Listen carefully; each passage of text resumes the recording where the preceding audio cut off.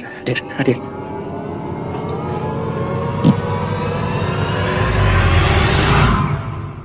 Assalamualaikum warahmatullahi wabarakatuh. Waalaikumsalam warahmatullahi wabarakatuh. Kita selalu dilindungi oleh Allah SWT maupun di dunia dan akhirat. Amin. Gini aja. Sama dulu. Sekalian mau tanya. Benar apa enggak sih kodam yang di belakang, mau nanya namanya sama wujudnya sama keperluannya apa?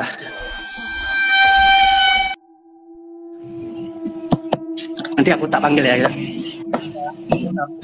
Minimal perkenalan dulu, namanya siapa, dari mana? Namanya aku Krista. Aku dari Sumatera Selatan, cuman sekarang merantau di Jawa Tengah. Oke, Sumatera. Umur berapa? Umur sekitaran 25-26an. Udah masuk 26. Oh, masuk 26 ya. Oke, siap. Jadi Sansan pernah belajar? Belajar ya, sama lihat YouTube-nya Cak Gondrong.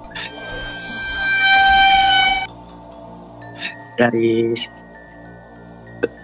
1 tahun belakangan, hampir 1 tahun lebih lah.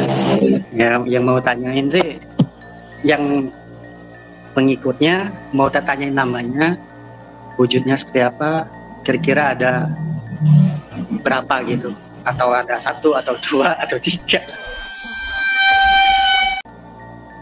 nggak tahu lah. Tapi yang kurasa kalau misal dipanggil terlebih kepekaan aku, insya Allah 70% datang. Oke. Nah, yang ditanya itu namanya, wujudnya apa. Sering soalnya malam kalau habis sisa tak kirimin doa, nggak ke Nabi, Kanjeng Nabi Muhammad juga nggak. Jadi aku bilangnya kodam yang berbuat baik kepada hamba. Jadinya kayak gitu. Oke, udah.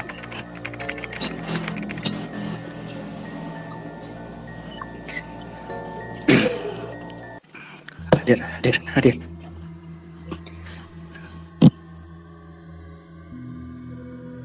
Yuk, hadir semua. Hadir, masuk.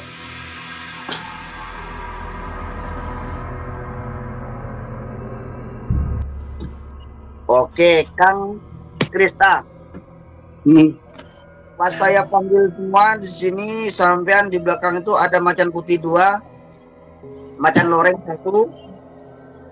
Juga sampean dulu pernah punya kodam leluhur, tapi kodam leluhurnya pergi ketika mereka datang.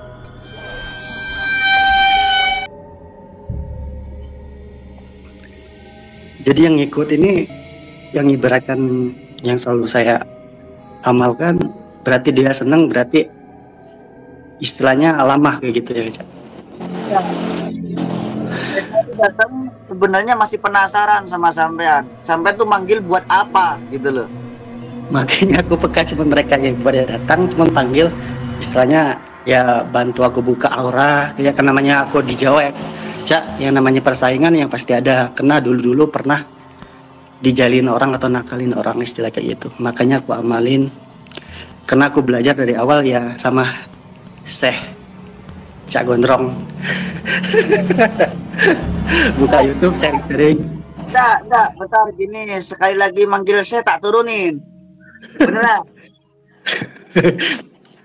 Soalnya gini, istilahnya terima kasih, Cak. Saya tuh paling gak suka dipanggil Syekh, guru, ustadz, itu saya paling gak suka. Panggilan saya tuh udah Gondrong gitu. Oh ya udah. Soalnya aku terima kasih benar, karena dari awal kan dari yang upaya yang diijazahkan, dari nguatin batin, itu pertama dari nguatin batin, dari amalan yang Cak tampilkan dari 3 bulan yang lalu sampai sekarang, alhamdulillah, dari pagardi macam. Cuman yang itulah aku bingung, makanya bingung ya kodam aku nih apa ya. Tapi kalau dipanggil 70% insya Allah kata izin atas yang di atas datang, tapi nggak tahu apa wujudnya, yang mau kirim Al-Fatihah kan istilah gitu. Ini entah ini kan, orang bentar ya, saya jelasin dulu. Tadi udah saya sebutin ada macan loreng 1. Ketika sampai manggil mereka tuh masih bingung. Ini orang ada apa manggil gitu. Karena setiap mereka itu hadir, sampai nggak ngapa-ngapain.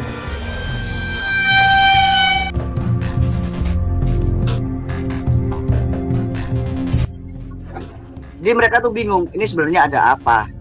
Maksudnya manggil kenapa? Gitu. Nah, saran saya, jangan sering-sering manggil kodamnya atau menghadirkan kodamnya ketika tidak ada keperluan.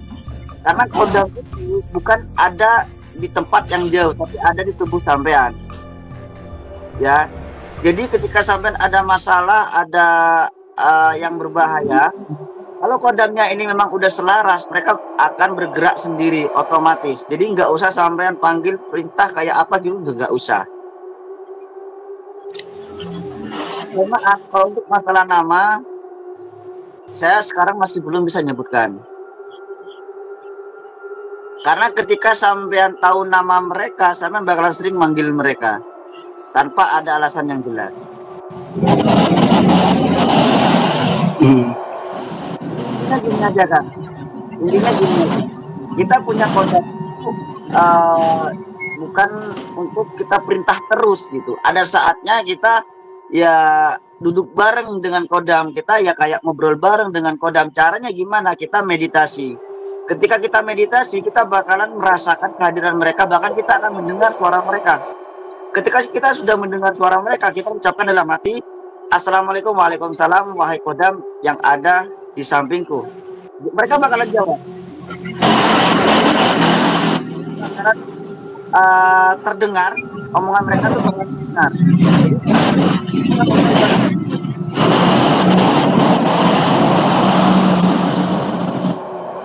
Ya, paham gak? Oke, apalagi yang ditanyakan? Kalau mata batin aku kira-kira udah bagus apa belum, Cak? Kalau misalnya dibuka atau gimana, itu efeknya gimana?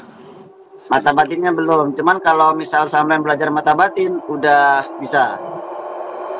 Soalnya kalau malam sih sering meditasi. Iya.